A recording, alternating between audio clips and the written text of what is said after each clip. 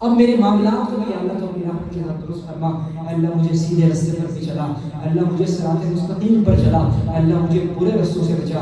اور یہ دعا کرنے کے بعد حضرت ابوبکر صدیق کو اللہ کے رسول نے حکم دیا کہ یہ دعا کرنے کے بعد تم سلام پھیر سکتے ہو اور جتنی بھی دعائیں تم کرنا چاہتے ہو تم کرو. اس کے بعد السلام علیکم ورحمۃ اللہ, السلام علیکم ورحمۃ اللہ. اس کا ترجمہ یہ ہے کہ سلامتی ہو تم پر.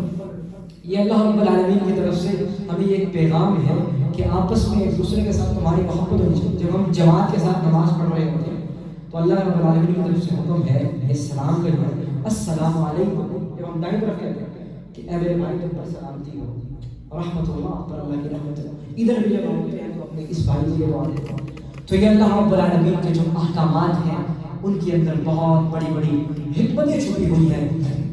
اگر ہم غور کرنا چاہیں تو اللہ رب العالمین ہمیں رفتہ رفتہ ہمیں وہ تمام کے تمام چیزیں اللہ رب العالمین عطا کرتے ہیں. اور ایسا بالکل نہیں ہے کہ اللہ رب العالمین کسی کو چاہے تو ایک ہی دفعہ سارے کا سارا علم دے دے, بالکل نہیں. علامہ ابن القیم یہ کہا کرتے تھے, ان کا قول ہے کہ العلم بطول زمان, علم جو ہے وہ بہت لمبے زمانے کا ہے. علم بہت لمبے زمانے کے بعد آتا ہے. اللہ رب العالمین رفتہ رفتہ انسان کو سکھاتے ہیں. اور قرآن کو بھی اللہ رب العالمین نے فرمایا وَقُرْآنًا فَرَقْنَاهُ لِتَقْرَأَهُ عَلَى النَّاسِ عَلَى مُكْثٍ, ہم نے قرآن کو ٹھہر ٹھہر کر نازل کیا ہے. اس کی وجہ یہ ہے کہ تم اسے سمجھ سمجھ کر آہستہ آہستہ پڑھو. 23 سال کے اندر اللہ رب العالمین نے قرآن کو نازل کیا ہے. اللہ رب العالمین کا اپنے بندوں کے ساتھ یہ محبت کا انداز ہے کہ اپنے بندوں کو آہستہ آہستہ اپنے قریب کرنا, آہستہ آہستہ سکھاتے جانا, آہستہ آہستہ ان کی محنت کو سکھاتے جانا. اور اللہ رب العالمین جو ہے الحمدللہ رب العالمین, وہ ہمارے رب ہے. اور رب کا معنی ہوتا ہے آہستہ آہستہ پرورش کرنے والا. ہم جب چھوٹے ہوتے ہیں تو اللہ رب العالمین ہمارے بچپن سے لے کر, بلکہ اس نطفے سے لے کر جو ماں کے رحم میں ٹھہرتا ہے, اس سے لے کر انسان کے بڑے اور بوڑھے جوان ہونے تک رفتہ رفتہ انسان کی تربیت کرتے ہیں. انسان کو فرمان چڑھاتے ہیں, آہستہ آہستہ اسے جو ہے پرورش کرتے ہیں. اور اس طرح انسان جتنی تڑپ رکھتا ہے, انسان جتنا اللہ کے قریب ہونا چاہتا ہے اور جتنا چاہتا ہے کہ اللہ مجھے دین کی سمجھ عطا کرے, اللہ اسے اتنا اتنا دین کے قریب کرتے جاتے ہیں, دین کی سمجھ اللہ اسے عطا کرتے جاتے ہیں. تو آپ جو ہے وہ کعبہ مشق کیجیے. اس کے بعد انشاءاللہ تعالیٰ ہم نے جو ہے یہ نماز کا ترجمہ سیکھا. اس کے بعد ہم کچھ اذکار پر بھی کچھ باتیں کریں گے اور ان کی فضیلت کو بھی ہم جانیں گے.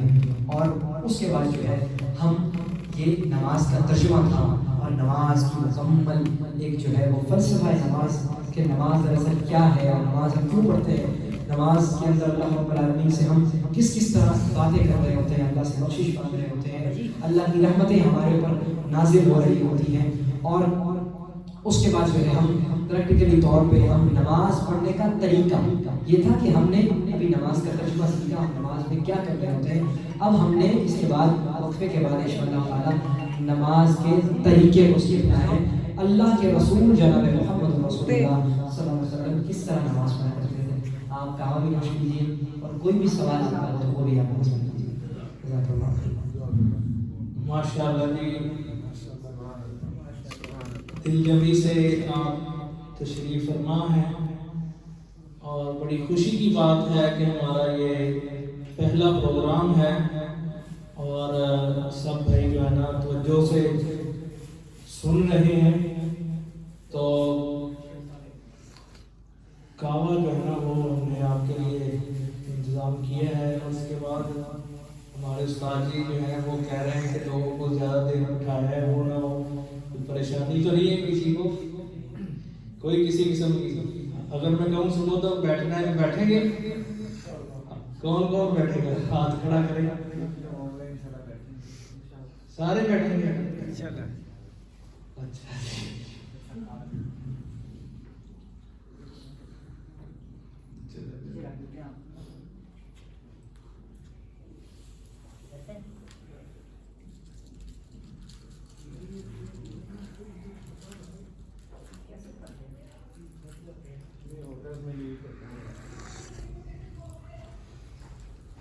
ماشاءاللہ جی, بڑا مفصل بیان آپ نے سنا ہے نماز کے بارے میں کہ نماز میں ہم کیا پڑھتے ہیں.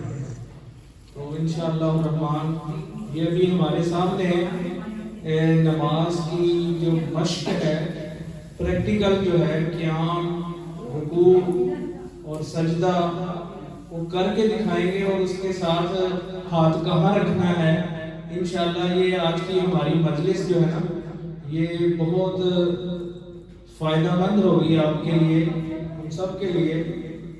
تو مجھے بس یہی استادی کا پیغام آ رہا ہے کہ بھائی زیادہ کوئی ہے نا دیر بٹھانے سے پریشان نہ ہو، تو میں نے کہا جی ابھی ان سے مشورہ کر لیتے ہیں۔ تو سحری کریں گے جی انشاءاللہ ادھر روزہ رکھنے کا ہمارا جو ہے نا وہ پروگرام ہم نے لکھا ہوا ہے کہ سحری کا انتظام ہے، لیکن استاد جی ہمارے کہہ رہے ہیں کہ 12 بجے تک ان کو جو ہے نا کھانا کھلا دیں، اور اس کے بعد جو ہے نا انفرادی عبادت ہے، سب بھائی یہاں پر جو ہے نا اپنا رکیں، جو نوافل پڑھنا چاہتا ہے، تہجد کی نماز ادا کرنا چاہتا ہے، آرام کرنا چاہتا ہے، تو وہ ہم جو ہے نا سب کو کوئی زبردستی نہیں ہے، اسلام میں کوئی زبردستی نہیں ہے، ٹھیک ہے نا جی؟ تو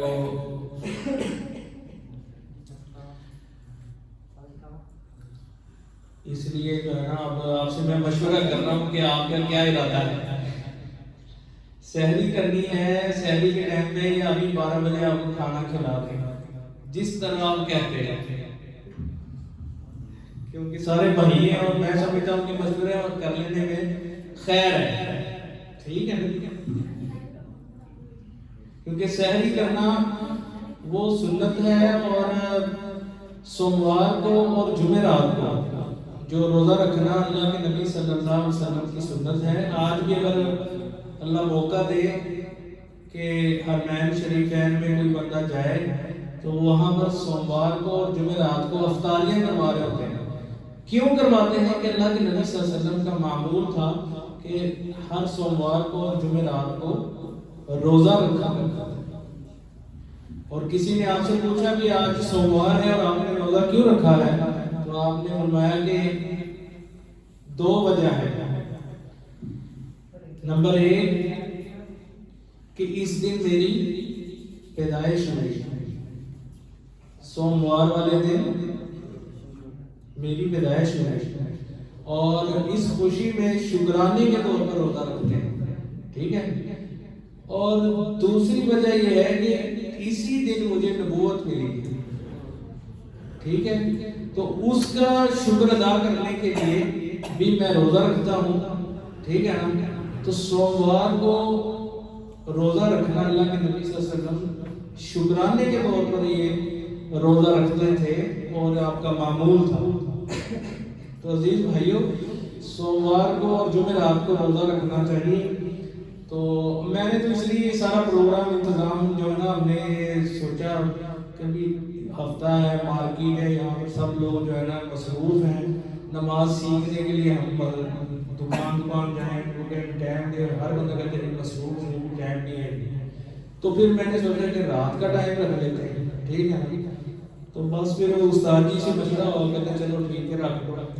تو ویسے اگر ہم ایک موبائل استعمال کرتے ہوں، ٹھیک ہے نا، تو وہ یہ ہے کہ اگر ساری رات بھی گزر جائے نا تو موبائل چلا سکتے ہیں، جاگ سکتے ہیں، سب جاگ سکتے ہیں نا جی، صبح فجر بھی ہو جائے، اور بڑے بڑے آپ جائیں ادھر ڈیفینس سے چل جائیں اور گلبرگ چلے جائیں، دیکھیں وہاں پر لوگ اس وقت کھانے کھا رہے ہوں گے، یہ بڑے بڑے ہوٹلوں میں چلے جائیں، ادھر بھی فری بھی آپ چل جائیں، برگر شوار میں چل رہے، ساری رات کاروبار یہی ہے کہ جی برگر جو ہے اس کا بزنس شام کو شروع ہو جائے، تو ساری رات چلا۔ تو بھئی ہم دین سیکھنے کے لیے کیا ہم ایک رات اللہ کی رضا کے لیے مسجد میں نہیں گزار سکتے؟ اور بالخصوص ہم نماز سیکھنے کے لیے کہ ہم نماز میں کیا پڑھتے ہیں، تو اگر ہمارا یہ یہاں پر بیٹھنا سننا سنانا انشاءاللہ فائدہ مند ہے، تو میرے ساتھ آپ نے وعدہ کرنا ہے کہ انشاءاللہ اگلے مہینے کا جو پروگرام ہے نا اس میں بھی آپ نے آنا ہے، اور سب بھائی ایک بھائی کو ساتھ لے کے آئے، کم از کم ایک بھائی انشاءاللہ۔ کیوں جی؟ ہونا چاہیے نا بھی میں تو اپنے آپ کو جہنم سے بچاؤں تو میرا بھائی جو ہے نا وہ غلط کام کر کے وہ جہنم کی طرف جا رہا ہو تو یہ تو کوئی بات نہیں ہے، ٹھیک ہے نا. مجھے جو سمجھ آئی نہیں ہے کہ میں نماز میں کیا پڑھتا ہوں تو میرے بھائی کو بھی سمجھ آنی چاہیے، ٹھیک ہے نا. تو یہ شیطان جو ہے نا ہمیں اس طرف آنے نہیں دیتا کہ تم نے سمجھ لیا، تم نے سیکھ لیا، تم نے قرآن سمجھ لیا، ٹھیک ہے نا، تو جو ہے نا تم تو جنت کے راستے پہ چل پڑو گے، ٹھیک ہے نا. تو یہ ہم نے شیطان کو اپنا دشمن سمجھنا ہے، ٹھیک ہے، اور یہ جنگ لڑنی ہے. کون کون لڑے گا؟ انشاءاللہ الرحمن. بڑی خوشی کی بات ہے کہ آپ میرے ساتھ اور اللہ کے ساتھ وعدہ اللہ کے ساتھ کرنا، میرے ساتھ نہیں، میں تو بس اقرار کروا رہا ہوں، کر رہا ہوں. تو عزیز بھائیو یہ بہت ہی اہم میٹنگ ہے، بہت ہی فائدہ مند میٹنگ ہے کہ ہم یہاں پر کیا سیکھ رہے ہیں، نماز میں ہم کیا پڑھ رہے ہیں. تو انشاءاللہ الرحمن جو ہے نا ابھی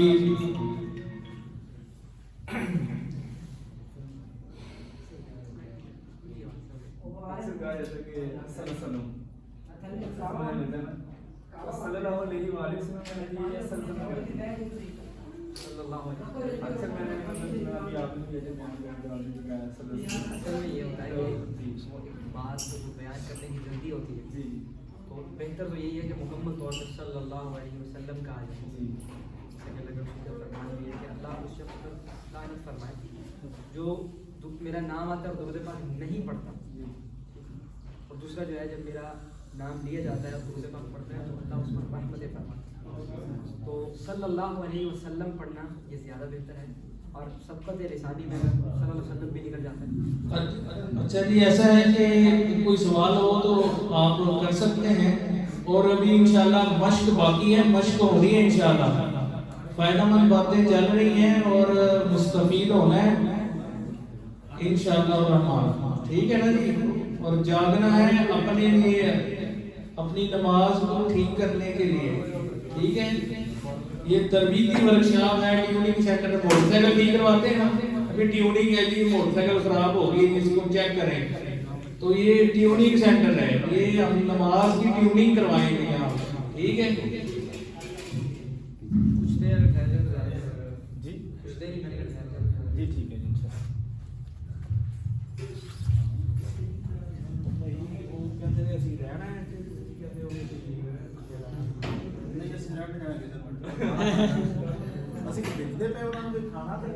ٹھیک ہے کھانا کھلاتے ہیں. چلو ٹھیک ہے.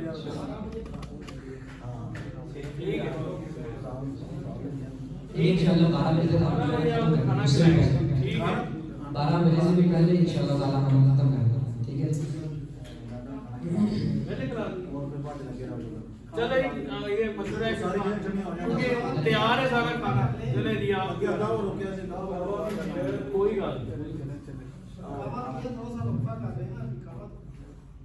اور نام ڈال جا کے ایک مشورہ دے کام چل جاتا ہے، یہ ہر بندے مشورہ تو لگ جائے کام. آؤ بھائی جان کھانا کھائیے، چلے آتے ہیں. وہ نام کو گرم کو آتے ہیں اور مشورہ جانا نہیں، تسی اتنے رہنا سمجھے. چلو ٹھیک، چلو ٹھیک ہو گیا جی.